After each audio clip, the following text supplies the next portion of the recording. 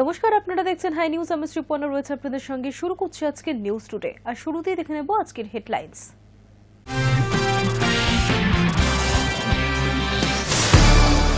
খসড়া তালিকা শুনানি পর্বে কেন্দ্রীয় নিরাপত্তা আধিকারিকদের, রাজ্য সিইও দপ্তর ও তার আধিকারিকদের নিরাপত্তার দায়িত্ব তুলে দেওয়া হল কেন্দ্রীয় বাহিনীর হাতে। নতুন বছরের শুরুতেই রাজধানীর পরিবহন ব্যবস্থায় বড় পরিবর্তন। 1 জানুয়ারি থেকে দিল্লিতে চালু হতে পারে ভারত ট্যাক্সি। অতিরিক্ত ভাড়ার চাপ থেকে কিছুটা স্বস্তি পেতে পারেন যাত্রীরা। কুয়াশার ভয়ানক স্পেল অব্যাহত, দৃশ্যমানতাও প্রায় শূন্যের কাছাকাছি। দুর্ঘটনা এড়াতে দিল্লি বিমানবন্দরের তরফে জারি অ্যাডভাইজারি।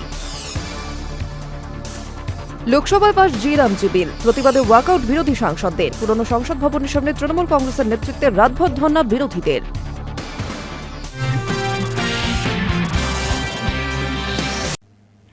উচ্চ প্রাথমিকে অতিরিক্ত শূন্যপদ মামলায় সিঙ্গল বেঞ্চের নির্দেশকে চ্যালেঞ্জ করে ডিভিশন বেঞ্চে চাকরি প্রার্থীরা চলতি মাসের শুরুতেই 2022 সালে তৈরি করা অতিরিক্ত 1600 শূন্যপদ বাতিলের নির্দেশ দেন বিচারপতি বিশ্বজিৎ বসুর বেঞ্চ। আর সেই নির্দেশকে চ্যালেঞ্জ করে ডিভিশন বেঞ্চে মামলা দায়ের হয় একাধিক চাকরি প্রার্থীর। উচ্চ প্রাথমিকে অতিরিক্ত শূন্যপদ মামলায় সিঙ্গল বেঞ্চের নির্দেশকে চ্যালেঞ্জ করে ডিভিশন বেঞ্চে চাকরি প্রার্থীরা চলতি মাসের শুরুতে 2022 সালে তৈরি করা অতিরিক্ত 1600 শূন্যপদ বাতিলের নির্দেশ দেন বিচারপতি বিশ্বজিৎ বসুর বেঞ্চ। এমনকি ওই পদে কোনো নিয়োগ করা যাবে না বলেও নির্দেশে জানান বিচারপতি বসু। সেই নির্দেশকে চ্যালেঞ্জ করে ডিভিশন বেঞ্চে মামলা দায়ের একাধিক চাকরি প্রার্থীর। বিচারপতি তপব্রত চক্রবর্তীর ডিভিশন বেঞ্চে এই সংক্রান্ত মামলা দায়ের হয়েছে। আদালত সূত্রে খবর, আগামী সপ্তাহে এই সংক্রান্ত মামলার শুনানিও হতে পারে। উচ্চ প্রাথমিকে শারীরশিক্ষা ও কর্মশিক্ষা নিয়োগ করতে চেয়ে অতিরিক্ত শূন্যপদ তৈরি করে রাজ্য। 1600 শূন্যপদ তৈরির সিদ্ধান্ত নেওয়া হয়, যার মধ্যে কর্মশিক্ষায় 750টি এবং শারীরশিক্ষার জন্য 850টি অতিরিক্ত শূন্যপদ তৈরি করা হয়। এই সংক্রান্ত বিজ্ঞপ্তিও দেওয়া হয় রাজ্যের তরফে, আর তা চ্যালেঞ্জ করে মামলা হয় কলকাতা হাইকোর্টে। দুর্নীতির অভিযোগে আদালতের হস্তক্ষেপ চেয়ে মামলা দায়ের হয়। দীর্ঘ সময় ধরে বিচারপতি বিশ্বজিৎ বসুর এজলাসে এই সংক্রান্ত মামলার শুনানি হয়। শুনানি শেষে রাজ্যের তৈরি উচ্চ প্রাথমিকে অতিরিক্ত শূন্যপদ বাতিলের নির্দেশ দেন বিচারপতি বসু। শুধু তাই নয়, ওই পদে কোনো নিয়োগ করা যাবে না বলেও নির্দেশ দেয় আদালতের তরফ থেকে। সিঙ্গল বেঞ্চের এই রায়কে চ্যালেঞ্জ করেই এদিন ডিভিশন বেঞ্চের দ্বারস্থ হন প্যানেলে থাকা বেশ কয়েকজন চাকরি প্রার্থী। এখন দেখার মামলার গতি প্রকৃতি নতুন করে কোনো মোড় নেয় কিনা। Hi news network.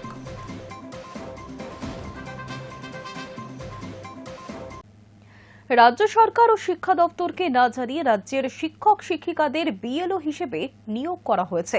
এই অভিযোগ তুলে নির্বাচন কমিশনের বিরুদ্ধে বিস্ফোরক মন্তব্য করলেন শিক্ষামন্ত্রী ব্রাত্য বসু। এসআইআর ঘিরে রাজ্য সরকার ও নির্বাচন কমিশনের টানাপোড়েন শুরু থেকেই প্রকাশ্যে। এবার সেই সংঘাত আরও তীব্র হল বিএলও নিয়োগকে কেন্দ্র করে। রাজ্য সরকার ও শিক্ষা দপ্তরকে না জানিয়ে রাজ্যের শিক্ষক শিক্ষিকাদের বিএলও হিসেবে নিয়োগ করা হয়েছে। এই অভিযোগ তুলে নির্বাচন কমিশনের বিরুদ্ধে বিস্ফোরক মন্তব্য করলেন শিক্ষামন্ত্রী ব্রাত্য বসু।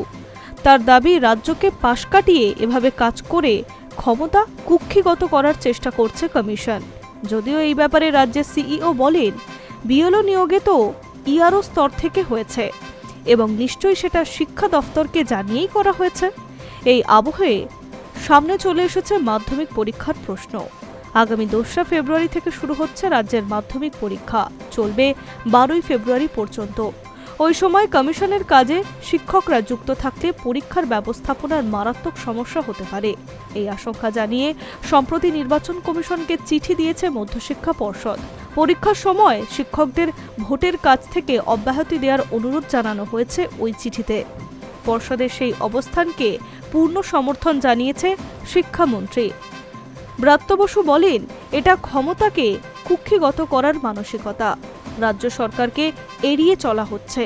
তার অভিযোগ, পশ্চিমবঙ্গের শিক্ষকরা স্থায়ী কর্মী, তাদের বেতন ও পেনশন সুরক্ষিত, কিন্তু অন্য অনেক রাজ্যে চুক্তিভিত্তিক শিক্ষক দিয়ে ভোটের কাজ চালানো হয়। সেই কারণেই পরিকল্পিতভাবে পশ্চিমবঙ্গে শিক্ষা দফতরকে পাশ কাটিয়ে কমিশনের কাজ করিয়ে নিচ্ছে বলে দাবি ব্রাত্য বসুর। মধ্যশিক্ষা পর্ষদের চিঠিতে পরিসংখ্যান তুলে ধরা হয়েছে। এইবার রাজ্যে মোট 2682টি পরীক্ষা কেন্দ্র থাকছে। এই বিপুল পরীক্ষা ব্যবস্থা সামলাতে প্রয়োজন প্রায় 1 লক্ষ শিক্ষক ও শিক্ষাকর্মী, পরিদর্শক, ভেন্যু সুপারভাইজার ও ইনচার্জ হিসেবে। ফলে ওই শিক্ষক সংখ্যার সঙ্গে সামঞ্জস্য রেখে এসআইআর প্রক্রিয়া চালানোর আবেদন জানানো হয়েছে কমিশনকে। পাশাপাশি যারা পরীক্ষার সরাসরি দায়িত্বে থাকবেন তাদের ভোট সংক্রান্ত সমস্ত কাজ থেকে অব্যাহতি দেওয়ার অনুরোধও করা হয়েছে। সব মিলিয়ে এসআইআর ঘিরে কমিশন বনাম রাজ্যের সংঘাত এবার পৌঁছালো মাধ্যমিক পরীক্ষার দোরগোড়ায়। প্রশাসনিক টানাপোড়েনে আজ যাতে পরীক্ষার্থীদের ওপর না পড়ে সেই দিকেই নজর সকলের। Hi news network.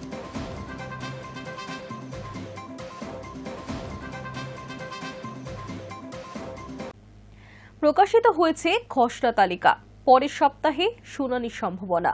খসড়া ভোটার তালিকায় শুনানি পর্বে রাজ্যের মুখ্য নির্বাচনী আধিকারিকের দফতর এবং তার আধিকারিকদের নিরাপত্তার দায়িত্ব এবার তুলে দেওয়া হলো কেন্দ্রীয় বাহিনীর হাতে।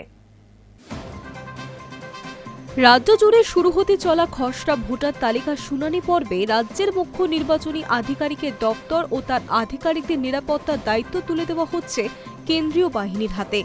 কমিশন সূত্রের খবর, বৃহস্পতিবারই জাতীয় নির্বাচন কমিশন এক নির্দেশে জানিয়ে দিয়েছে সিইও ও দপ্তরের নিরাপত্তার দায়িত্ব কলকাতা পুলিশের বদলে তুলে দেওয়া হচ্ছে কেন্দ্রীয় আধা সেনা বাহিনীর হাতে। সিইও সহ দপ্তরের আধিকারিকেরাও আধা সেনা জওয়ানদের নিরাপত্তা পাবেন। রাজ্যে পাঠানো নিযুক্ত কেন্দ্রীয় বিশেষ রোল অবজারভার এবং 17 জন রোল অবজারভাররাও শুনানি পর্বে জেলায় গেলে কেন্দ্রীয় আধা সেনা বাহিনীর নিরাপত্তা পাবেন বলে খবর কমিশন সূত্রে। এসবের মধ্যেই সময় যত গড়াচ্ছে ততই বেরিয়ে আসছে খসড়া তালিকায় একের পর এক গলদ। চণ্ডীতলা বিধানসভা কেন্দ্রর ডানকুনি, মাটিকাড়া, নকশালবাড়ি এবং কোচবিহার দক্ষিণ বিধানসভা কেন্দ্রে 4 জন জীবিত ভোটারকে মৃত দেখানোর পর বৃহস্পতিবার আরও 3 জীবিত ভোটারকে মৃত দেখানোর নিদর্শন প্রকাশ্যে এসেছে। পাশাপাশি আসাম থেকে এনআরসির নোটিশ পাওয়া আলিপুরদুয়ারের বাসিন্দা অঞ্জলি শীলের নামও জলজল করতে দেখা গিয়েছে এ রাজ্যের খসড়া ভোটার তালিকায়। যতই টাইপিং মিস্টেক বিষয়টিকে লঘু করার চেষ্টা করুক নির্বাচন কমিশন, খসড়া ভোটার তালিকার বিশ্বাসযোগ্যতা নিয়ে আম জনতার অবিশ্বাস ক্রমশ গাঢ় হচ্ছে বলেই ওয়াকিবহল মহলের ধারণা। আর এই অবিশ্বাসের আবহেই আগামী সপ্তাহ থেকে শুরু হতে চলেছে খসড়া তালিকায় নাম থাকা বিপুল সংখ্যক রাজ্যবাসীর বৈধতা যাচাই করার শুনানি পর্ব, যা নিয়ে নতুন করে আতঙ্ক বইছে রাজ্য জুড়ে। বাড়ছে মহিলা পুরুষ নির্বিশেষে প্রান্তিক মানুষের ক্ষোভও। দক্ষিণ 24 পরগনার ফলতায় এসআইআর এর কাজ খতিয়ে দেখতে গিয়ে বিক্ষোভের মুখে পড়া কমিশনের রোল পর্যবেক্ষক সি মুরুগান যে ক্ষোভের সম্মুখ আজ পেয়েছিলেন। তারপরে নিরাপত্তার জন্য কেন্দ্রীয় বাহিনী চেয়ে বাংলায় নিযুক্ত কমিশনের অবজারভাররা দিল্লিতে জাতীয় নির্বাচন কমিশনকে চিঠি দিয়েছিলেন বলে কমিশন সূত্রে খবর।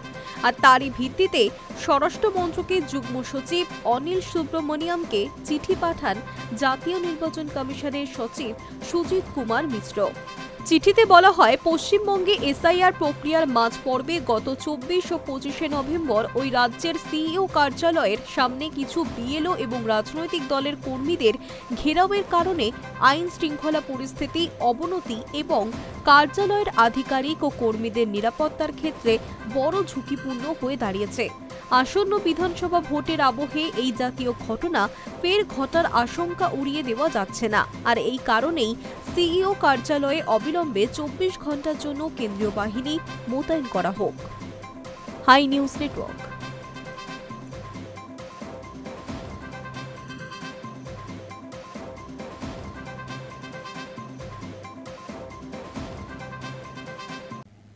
ভোটার তালিকা আরও নির্ভুল ও ত্রুটিমুক্ত করতে বড় সিদ্ধান্ত নিল নির্বাচন কমিশন। পশ্চিমবঙ্গে চলতি এসআইআর প্রক্রিয়ায় দ্বিতীয় পর্বে ইলেকটোরাল রোল মাইক্রো অবজারভার নিয়োগের প্রস্তাবে সম্মতি দিল কমিশন। আর এই মর্মে রাজ্যের মুখ্য নির্বাচনী আধিকারিককে চিঠি পাঠানো হয়েছে বলে সূত্রের খবর।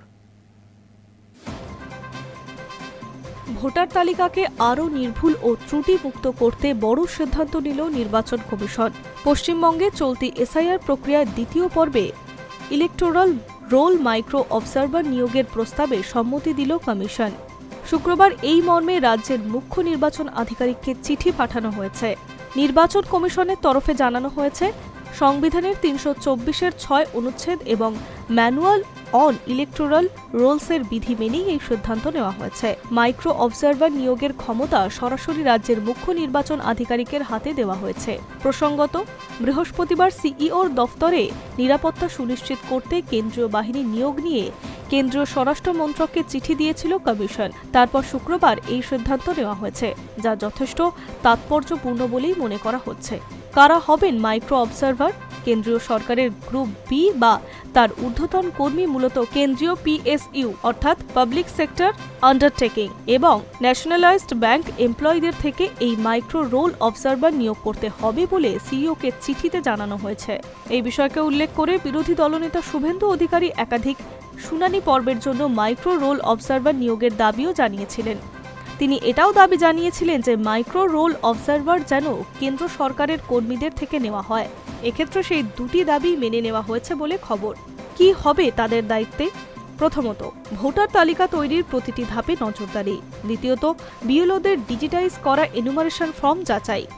তৃতীয়ত, জন্ম ও মৃত্যুর নথির সঙ্গে ভোটার তালিকার তুলনা। চতুর্থত, দাবি ও আপত্তির ক্ষেত্রে জমা পড়া নথির পরীক্ষা। পঞ্চম, শুনানি প্রক্রিয়ার পর্যবেক্ষণ। ষষ্ঠ, ত্রুটি বা অসঙ্গতির চিহ্নিত করা। সপ্তম, পরিসংখ্যানগত বিশ্লেষণে নির্বাচনী অবজারভারদের সহায়তা করা। এছাড়াও সিইও বা বিশেষ নির্বাচনী অফিসারদের যে কোনো অতিরিক্ত কাজ দিতে পারবেন। জেলা নির্বাচন আধিকারিকরা মাইক্রো অবজারভারদের জন্য লজিস্টিক ও নিরাপত্তার ব্যবস্থা করবেন। কাজের সময় তারা শুধুমাত্র ভোটার তালিকা সংশোধনের কাজেই যুক্ত থাকবেন না, এবং এই সময় তাদের অনুপস্থিতি নিজ নিজ দফতরের অন ডিউটি হিসেবেই গণ্য হবে। চূড়ান্ত তালিকা প্রকাশ পর্যন্ত এই মাইক্রো অবজারভার কাজ করবেন। এই সময়ের জন্য তাদের 30,000 টাকা এককালীন পারিশ্রমিক দেওয়া হবে, যা সংশ্লিষ্ট আধিকারিকদের নিজস্ব ক্যাডার থেকেই বহন করা হবে। নির্বাচন কমিশনের এই সিদ্ধান্তকে ঘিরে প্রশাসনিক মহলে জোর চর্চা শুরু হয়েছে। ভোটার তালিকার স্বচ্ছতা ও বিশ্বাসযোগ্যতা বাড়তে এটি যে বড় পদক্ষেপ তা মানছে রাজনৈতিক ও প্রশাসনিক বিশেষজ্ঞদের একাংশ। প্রসঙ্গত, এখনো পর্যন্ত সিইওর দপ্তর স্থির করে উঠতে পারেনি মোট কতগুলো জায়গায় শুনানি হবে। মূলত যতগুলো জায়গায় যতগুলো রুম শুনানি হবে, সেই হিসেবে প্রতি রুমে একজন করে মাইক্রো রোল অবজারভার নিয়োগ করতে হবে। সিইও দপ্তর সূত্রে খবর, এই বিষয়টি তারা খুব শীঘ্রই স্থির করে ফেলবে। High news Network.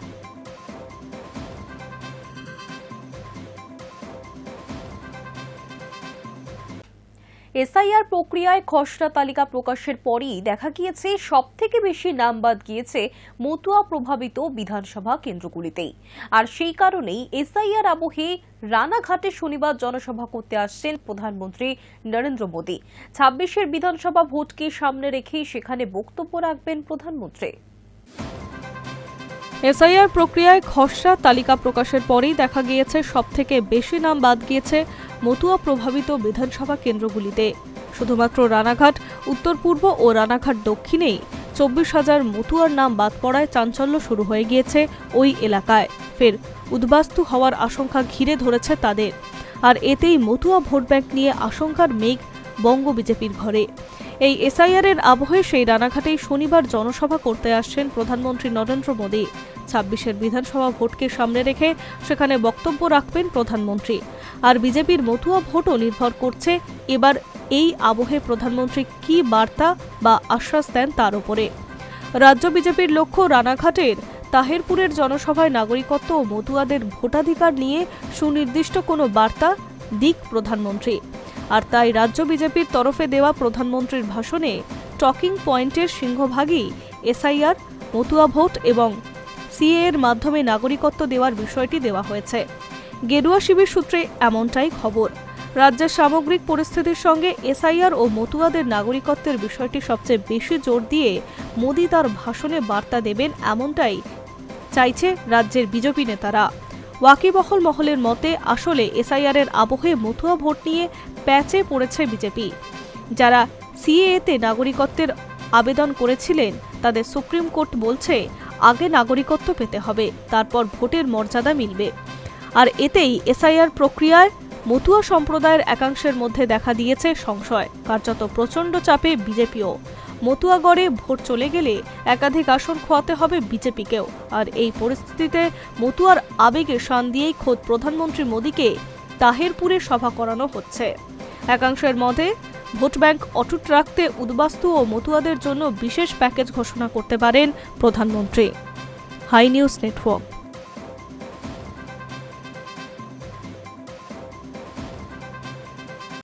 দ্বিতীয় বৈঠকের পরেও চিংড়িঘাটা মেট্রো নিয়ে কাটেনি জট। আগামী সোমবার এই সংক্রান্ত মামলার শুনানি রয়েছে। সেদিনই রাজ্যকে তা জানাতে নির্দেশ ডিভিশন বেঞ্চের। দীর্ঘ সময় ধরে চলা চিংড়িঘাটা মেট্রো জট কাটবে কি? দ্বিতীয় বৈঠকের পরেও চিংড়িঘাটা মেট্রো নিয়ে কাটেনি জট। এই অবস্থায় আগামী মাসে অর্থাৎ জানুয়ারিতে ট্রাফিক নিয়ন্ত্রণ সম্ভব কিনা তা রাজ্যকে জানাতে নির্দেশ কলকাতা হাইকোর্টের ভারপ্রাপ্ত প্রধান বিচারপতির।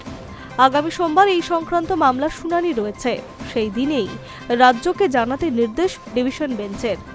এখন দেখার দীর্ঘ সময় ধরে চলা চিংড়িঘাটা মেট্রো জট কাটবে কিনা। নিউ গড়িয়া থেকে কলকাতা বিমানবন্দর পর্যন্ত মেট্রো লাইন সম্প্রসারণ করা হচ্ছে, কিন্তু চিংড়িঘাটায় আটকে আছে কাজ অসম্পূর্ণ রয়েছে মাত্র 366 মিটার। ট্রাফিক ব্লক করে সেই কাজ করবে মেট্রো, আর তা করতেই আদালতে চলছে মামলা। অভিযোগ, এই কাজ করার জন্য অনুমতি দেওয়া হচ্ছে না।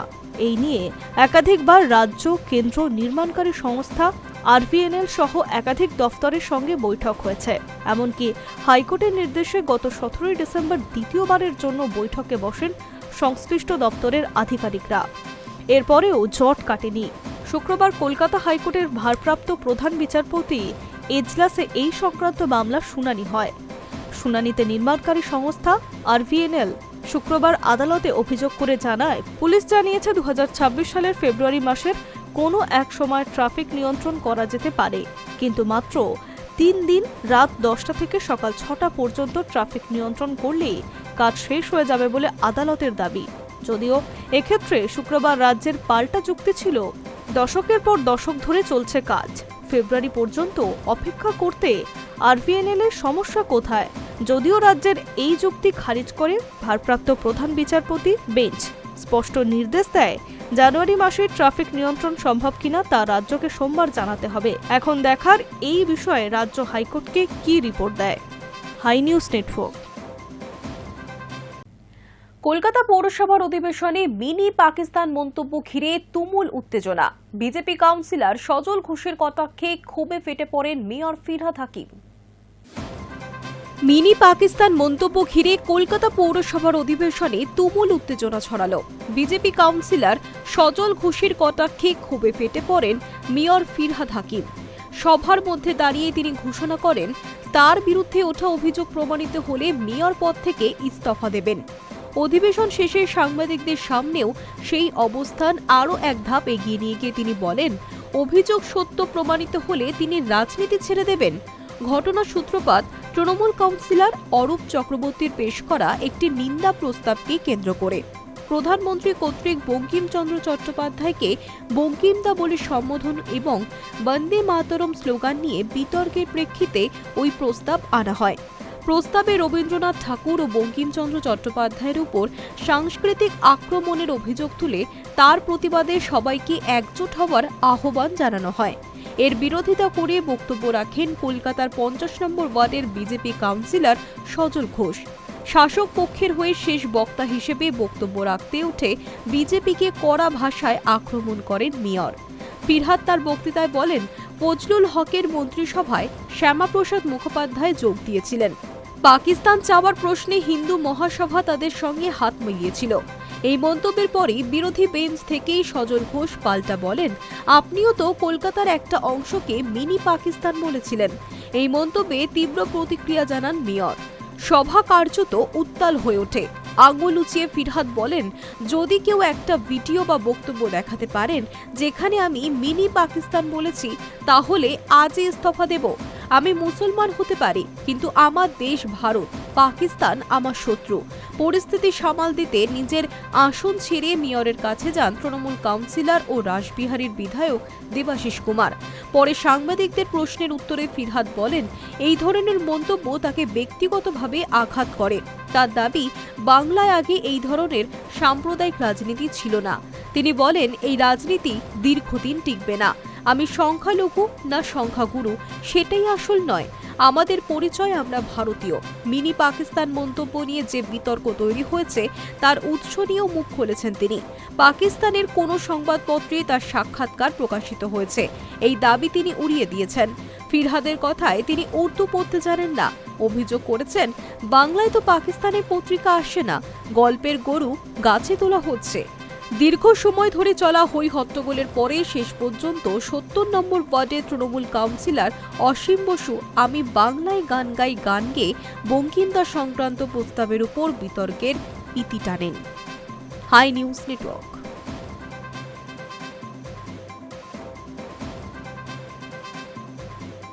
নজর রাখবো ওয়েদার আপডেটে। স্বাভাবিকের উপরে মহানগরের সর্বনিম্ন তাপমাত্রা।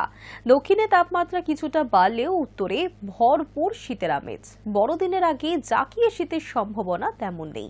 আগামী 5 দিন এমনই থাকবে আবহাওয়া, এমনটাই পূর্বাভাস আলিপুর আবহাওয়া দপ্তরের। বড়দিনের আগে জাঁকিয়ে শীতের সম্ভাবনা নেই। কলকাতা সহ দক্ষিণবঙ্গে কমেছে শীতের আমেজ। মহানগরের সর্বনিম্ন তাপমাত্রা স্বাভাবিকের উপরে। আগামী 5 দিন এমনই আবহাওয়া থাকবে, এমনটাই পূর্বাভাস আলিপুর আবহাওয়া দপ্তরের। হাওয়া অফিস জানিয়েছে চলতি সপ্তাহ জুড়ে তাপমাত্রা সামান্য বাড়বে। কলকাতায় দিনের সর্বোচ্চ তাপমাত্রা স্বাভাবিক, রাতের অর্থাৎ সর্বনিম্ন তাপমাত্রা স্বাভাবিকের উপরে। সপ্তাহের শেষে মহানগরে জাঁকিয়ে শীত পড়ার কোনো সম্ভাবনা নেই। আকাশ পরিষ্কারই থাকবে। বৃহস্পতিবার কলকাতায় সর্বনিম্ন তাপমাত্রা 16.6 ডিগ্রি ছিল। বৃহস্পতিবার দিনের সর্বোচ্চ তাপমাত্রা ছিল 26 ডিগ্রি। শুক্রবার পশ্চিমের জেলাগুলি সর্বনিম্ন তাপমাত্রা থাকবে 12 থেকে 14 ডিগ্রির ঘরে। হাওয়া অফিস আরও জানিয়েছে আগামী 7 দিন তাপমাত্রার বড় সড় পরিবর্তনের সম্ভাবনা কম। সকালে হালকা কুয়াশা বা ধোঁয়াশার দেখা দিলেও পরে আকাশ পরিষ্কারই থাকবে। কুয়াশার কোনো সতর্কবার্তা আপাতত নেই। শুষ্ক আবহাওয়া, বৃষ্টির কোনো সম্ভাবনা নেই।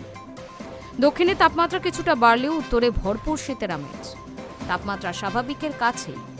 দার্জিলিং সহ সংলগ্ন পার্বত্য এলাকায় সর্বনিম্ন তাপমাত্রা 6 থেকে 8 ডিগ্রি সেলসিয়াসের মধ্যে থাকবে। তবে নতুন করে তাপমাত্রা পতনের খুব একটা সম্ভাবনা নেই বলেই পূর্বাভাস। উত্তরের আকাশে সকালে হালকা কুয়াশার সম্ভাবনা। বেলা বাড়ার সঙ্গে সঙ্গে আকাশ পরিষ্কারও হবে। উত্তরবঙ্গের নিচের দিকে জেলা অর্থাৎ মালদা ও সংলগ্ন জেলাগুলিতে তাপমাত্রা 15 থেকে 17 ডিগ্রি সেলসিয়াসের মধ্যেই থাকবে। Hi news network.